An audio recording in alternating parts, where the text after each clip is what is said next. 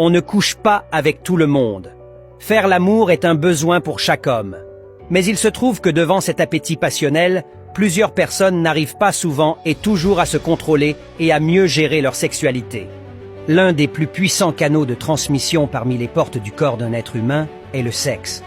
Pendant un rapport sexuel, il y a l'échange de fluides ou de sécrétions, et donc un échange de semences.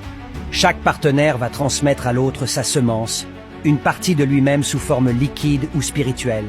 Sachant que l'être humain est composé de 3 parties, à savoir le corps, l'âme et l'esprit, sa semence l'est également.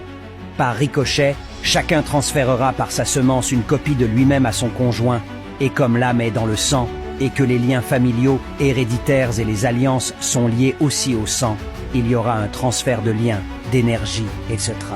Car quand 2 corps s'accouplent, ils ne forment qu'une seule chair. Rappelons que la vie, la mort, la santé, la maladie, le succès, l'échec, la royauté, l'esclavage, la bénédiction, la malédiction sont dans le sang et que autant la bénédiction est contagieuse, autant la malédiction l'est aussi. Tu ne sais pas d'où vient la lignée du sang de ton partenaire et d'où proviennent ses esprits. Même le monde occulte connaît le pouvoir derrière le sexe.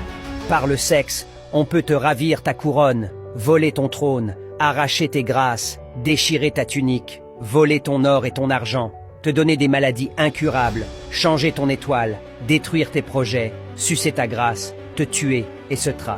Plusieurs ont échoué après un rapport sexuel de 5 minutes à cause des transferts d'énergie et d'esprit négatifs.